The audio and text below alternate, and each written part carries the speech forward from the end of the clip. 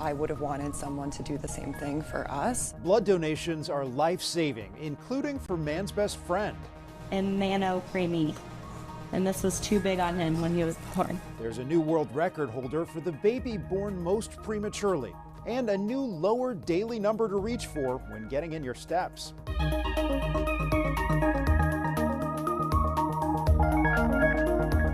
Welcome to Eye on Health, where we focus on stories that affect your physical and mental well-being. I'm Bradley Blackburn. As public school districts prepare for a new school year, some parents and educators are worried about dwindling resources stemming from federal funding cuts. Many states are sounding the alarm about grants for mental health counselors and social workers. Tom Hansen reports on the looming changes. Back in March, I lost a close relative to suicide. At Jeff Kitching Learning Center in rural Northwest Connecticut, People make fun of me because of my weight. students are in a group counseling session. You may not be ready to talk to me right now, but when you are, I'm here for you. Andrea Tarsi, one of the district's 19 mental health staffers serving 6,500 students for the last 3 years, may soon be out of a job. Without that support staff in the building, students are unable to get the mental health services that they need. And when it comes to crises, not having proper staffing in the building is a safety issue for everybody. In April, the Trump administration abruptly discontinued millions of dollars in mental health grants designed to help students with their mental health needs, citing DEI issues. In a statement, the Department of Education told us in part that it found that the grant recipients used the funding to implement race-based actions like recruiting quotas. We hired the best we could find. And I don't even know how to say that. We didn't hire any counselor of color. Jonathan Costa leads an agency that provides services to 31 school districts. He was stunned when the grant was suspended. If you are in a small public school district and they don't have a full-time counselor or social worker, your only option to get mental health care is to seek help from a private provider. And there are very few of them available. A CBS News analysis of Department of Education data found a severe shortage of child mental health professionals nationwide. 47 of 50 states fall short of recommended counselor-to-student ratios, especially in rural areas. The Department of Education told CBS that it will recompete and provide continuation awards, meaning the districts will have to reapply and compete with other applicants again. 16 states, including Connecticut, are suing the Department of Education over the cuts. Costa says if they lose the grant, all 19 staffers he's hired may have to be let go. It's a problem many school districts across the country have shared with CBS News. People deal with trauma in their lives, and when that happens, they need someone to talk to. They need support. And I see every day how our adults help these kids in those situations. That help now hangs in the balance. Tom Hansen, CBS News. A new study finds long-term exposure to air pollution from car exhaust emissions, wood-burning stoves, fireplaces, and construction dust are all robustly linked to dementia and Alzheimer's disease.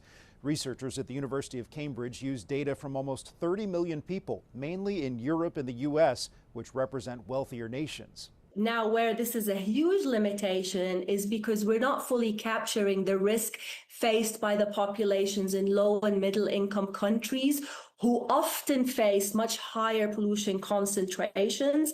And therefore, I think that the burden is likely underestimated in our study. Scientists expect the number of people with dementia worldwide could triple by the year 2050. And while there is still no cure, new tests and treatments are presenting new options, especially for people in the early stages of the disease. Dr. John LaPook has more. Oh my, Marty. Carla and Marty Miner have traveled the world together, married 44 years. Look how young you look there. They recently visited Bhutan. We have a great time together. 3 years ago, Marty noticed Carla occasionally repeated what she'd already told him. I didn't know if it was stuff that's happening because we're getting older. A neurologist diagnosed Carla with Alzheimer's. It was horrible. I'm not going to have that. I don't want that. Some patients and physicians have been reluctant to diagnose Alzheimer's because there have been few treatment options. Are things different now because there finally is a medication that could potentially make a difference? There's finally a medicine that you can show is different from placebo. Dr. Sam Gandy, a professor of neurology at Mount Sinai School of Medicine, offered Carla a drug called Leqembi. It's an intravenous infusion of one of 2 drugs approved within the last 3 years to treat the disease. It removes plaques in the brain called amyloid, a protein associated with Alzheimer's. So the red blobs are where the amyloid is. Dr. Gandhi has done consulting for the company that makes Leqembi. In patients with the early stages of Alzheimer's, studies showed the drug slowed mental decline by about 30% after about 18 months. Both treatments carry FDA black box warnings on the risk of swelling and bleeding in the brain. Occasionally, there will be some swelling, in some cases to the point maybe of even some bleeding. So we do surveillance MRIs, regardless of whether there are symptoms or not. How does that feel? Carla Miner has had 7 infusions over 5 months. It's too soon to tell if the treatment is working, but she's currently independent, enjoying time with her husband, and still able to channel her favorite singer. I know all the lyrics to a lot of those old rock and roll songs that I used to listen to. You ain't nothing but a Hound dog. All right. I'm hopeful. I have a wonderful life. We've just been very, very lucky. Hopefully this will be lucky too. Dr. John LaPook, CBS News, New York. There's growing concern about invisible threats in our environment. A recent study links people living near nanoplastic polluted oceans to higher risks of heart disease, stroke, and diabetes. Dr. Celine Gounder has details. So these bright spots, that's the plastics. Right. Those spots on Matt Campen's screen are tiny pieces of plastic found in tissue from a human kidney. Campen studies the health effects of environmental pollutants, and his lab at the University of New Mexico has, for the first time, found plastics in human brain tissue. So you've estimated that the amount of plastic in the brain could be roughly the size of a plastic spoon. Is that a lot? That is a lot. The fact that it's getting worse over time is really the issue. Scientists believe these microscopic particles, called nanoplastics, come from all the plastic people use and throw away.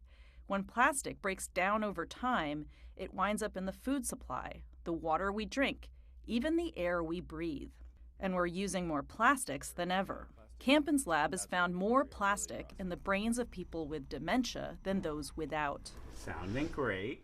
Now, research on these nanoplastics is moving out of the lab and into long-term clinical studies. We have more evidence now for the effects of plastic on children's chronic disease than we do of food dyes. We should be acting as fiercely on plastics in the food supply as we are on food dyes. New York University's Dr. Leonardo Trasande is tracking plastic's impact on over 64,000 kids, from pregnancy to adolescence, including 8-year-old Jack Glazer. Jack's mom, Tammy Freed Glazer. The amount of information that they're collecting is remarkable. They did cognitive studies on Jack, height and weight and sonograms and beyond. So far, Trasande's research has linked plastics to health problems, including hormonal issues with fertility and cardiovascular disease.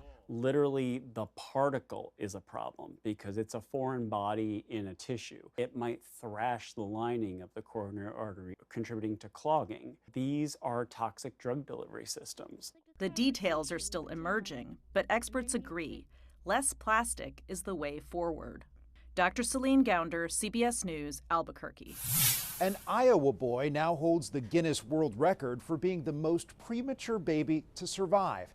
Nash Keene was born July 5th, 2024, at a gestational age of exactly 21 weeks, making him 133 days premature.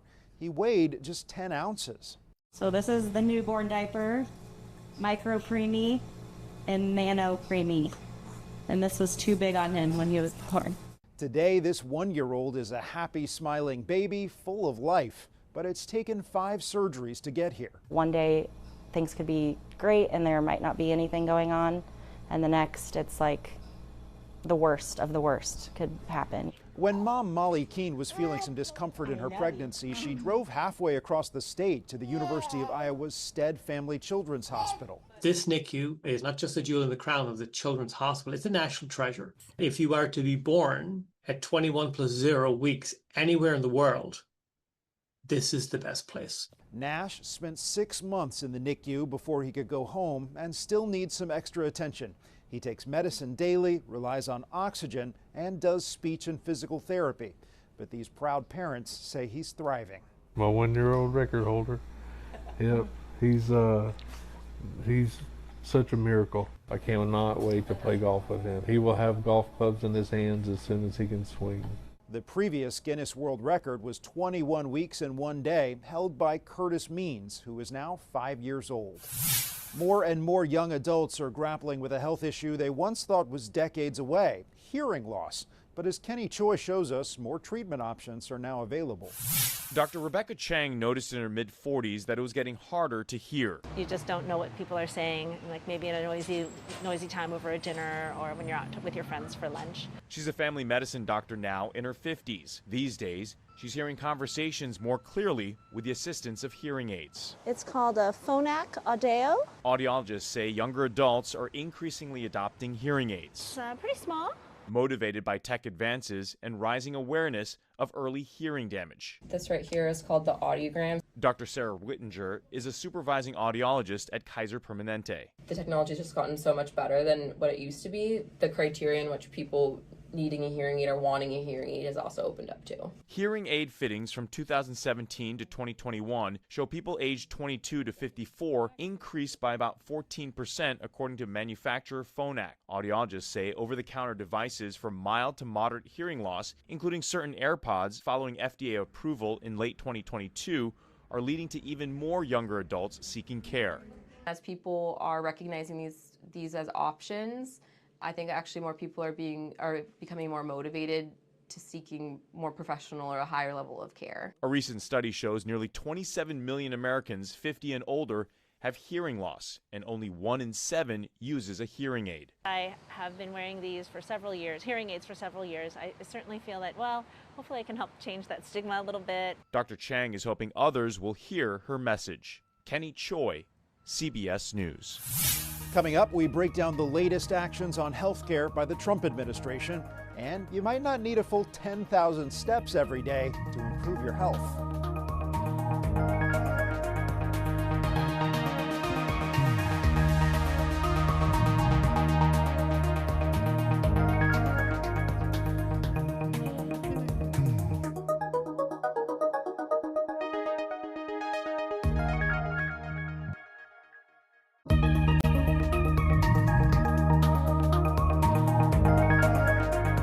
Welcome back. When it comes to tracking steps to stay fit, a new study shows 10,000 may not be the magic number after all. International researchers found moving less can still reduce the risk of chronic diseases and even death. Tina Kraus reports from London. It's the lunch break, but there's no rest for colleagues Lori Othen and Kate Kinning as they chase their daily step goals. I'm currently on 12,000 today. I aim for 12,500 a day. But new research finds just 7,000 steps could be the sweet spot for better health. People who did 2,000 steps a day, which is a really low number, compared to 7,000 steps a day, the mortality risk was nearly halved in those who were more active at 7,000 steps a day.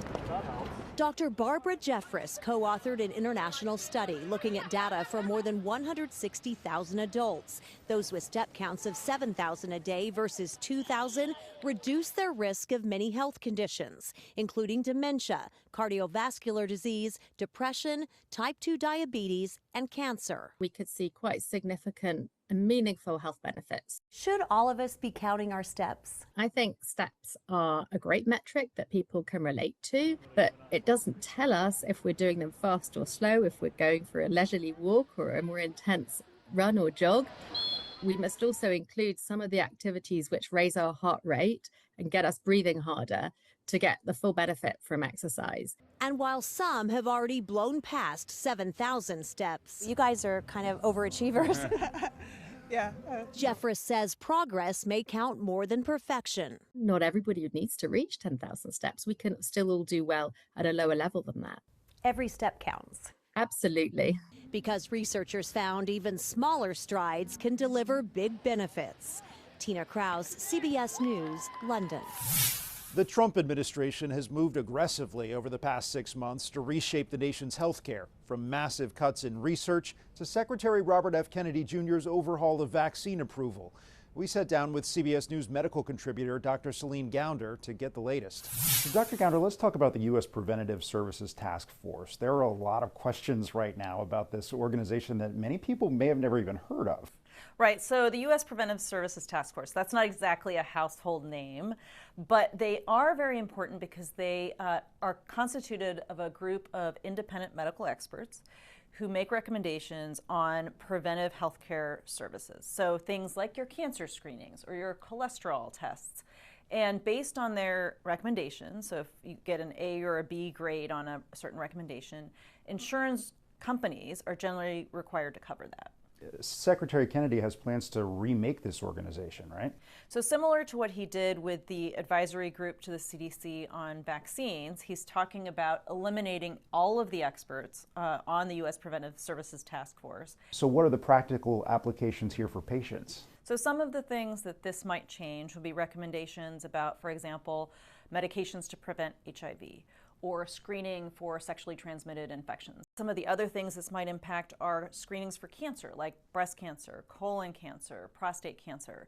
Let's talk about other big changes at the federal level. The National Cancer Institute is a key research body, and there's a report from KFF Health News that there are major cuts in funding and also an exodus of staff. Why is this significant? So this is happening across the board at NIH. So NIH, as well as the National Cancer Institute, which is part of NIH, both are facing about a 40% cut in their budget over the coming year. There are also changes in the way that funding is being released. So they're talking about giving 5 years worth of funding all at once instead of 1 year worth of funding. But that also means you can fund fewer projects with that same budget. So it's a way essentially of really narrowing down what you're investing in or not investing in. Would this just impact research, or could it also impact patient care? Well, research impacts patient care, right? So you don't get those new diagnostic tests for, say, prostate cancer or bladder cancer without research. You don't get those new treatments for various different conditions without research. And you have a lot of patients who are in clinical trials. So if those trials get shut down because there's no funding to support them, of course that's going to very directly impact on patients. Can the private sector step in to make up the difference?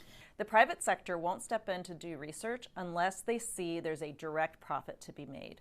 And with that early research, there is no profit to be made because you don't have a product. You don't have something that you can market and sell and make a profit on. So they don't really step in until pretty late in the game where all of this other science has been done, and now they can turn that into a product that they can sell for a profit. I also want to ask you about the tariffs from the Trump administration. We know President Trump reached an agreement with the EU for a 15% tariff just recently.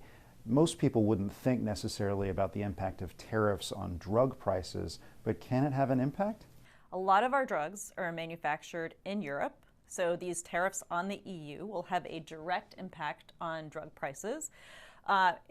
It remains to be seen how private insurance companies, the insurance you get through your job, or how other programs like Medicare and Medicaid are going to deal with that. Will they pass on those additional costs resulting from the tariffs to consumers? We don't know. And then a lot of the raw products, raw materials that are used to make drugs come from places like China. A lot of our generic drugs are made in India. So if you have tariffs on China and India, that's also going to impact your drug prices. Dr. Celine Gounder, thank you. After the break, the 9 lives a cat can save with a blood donation and a program fast-tracking new doctors.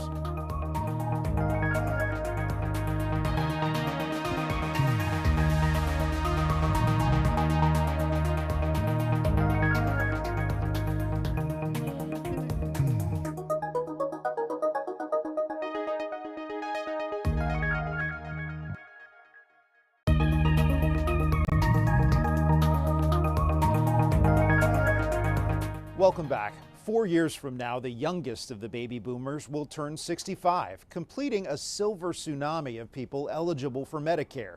With aging comes a greater demand for health care, but the number of doctors is not keeping up.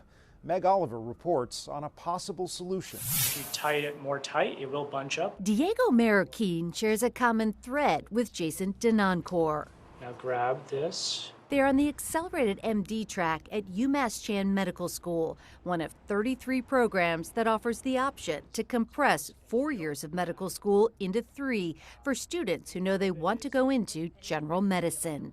Do you feel like this could be a solution for the predicted primary care shortage? I believe it is. By 2036, the country is predicted to be short by as many as 40,000 primary care doctors, in part because of an aging population. This is one model that can really help produce physicians faster. Dr. Joan Cangarella of NYU Langone Health is chair of the consortium of accelerated programs. How do you squeeze 4 years of medical school into 3? You make sure that your core content and everything that you want to teach them to be a competent physician is in those 3 years. One analysis found no appreciable difference in medical knowledge or performance between 3- and 4-year students. Some doctors will say this is just not enough time. Yeah. A doctor's not going to come out today knowing everything. It's really lifelong learning. It's never going to be complete. Do you ever feel ahead of your 4-year counterparts? I would say sometimes. And some programs report that up to 70% of their graduates go on to practice in rural or underserved communities. Diego Marroquin plans to work where he grew up after moving to the U.S. from Guatemala as a teenager. I want to go to Lawrence, Massachusetts, which is one of the poorest communities. Myself, coming from a background that's underrepresented in medicine. Did you have doctors who looked like you growing up? I didn't. And that's one of the reasons why I decided to make a change within medicine. Starting residency a year earlier is one extra year that I get to take care of patients, and that could really mean a lot in their health. And you could make more of a difference. Absolutely, absolutely. Pull them opposite. Future doctors pursuing their dreams, one stitch There you go. and one shift in less time. Meg Oliver, CBS News. In Worcester, Massachusetts. Donating blood saves lives. It's true for humans, and it's also true for cats and dogs. Michael George shows us the need for animal blood donors. 3-year-old Augie may look like any other happy, healthy dog, but Augie is a hero who saved the lives of 12 other dogs. And he's about to save even more. Sit. Good boy. Augie is an animal blood donor. Veterinarian Lenore Basic of Blue Pearl Pet Hospital explains our pets need blood donors for the same reasons humans do. They might have diseases where they need blood. They might have an accident where maybe they get hit by a car. Maybe they have a surgery. There are weight, age, and health restrictions for cats and dogs to be deemed safe to donate. Augie's owner, Noelle Morrison, was worried at first. Obviously didn't want him to be distressed. I didn't want him to feel, any pain or anything. But then, once they explained everything to us and they showed us the process, it was really not a big deal at all. They try to make the donations as painless as possible. He gets plenty of treats, they make sure he's comfortable, and they sedate him if necessary. It's not invasive, really. We're just taking a small amount of blood. Again, the whole thing takes about 10 minutes. You did so good, bud. It doesn't take long for Augie to be back up and at 'em. A little wobbly afterwards, but not long. It maybe lasts an hour or two, and then he's back to his exact normal self, very playful, happy-go-lucky. Blue Pearl gives donor pets a free health screening and blood work as a bonus for owners. Augie has donated 4 times. On the wall are photos of pets saved by donors like him. If anything had ever happened to him where he needed to receive blood, I would have wanted someone to do the same thing for us. Even the smallest members of our family can save a life. Michael George, CBS News, New York. That's Eye on Health. I'm Bradley Blackburn. Thanks for joining us, and be well.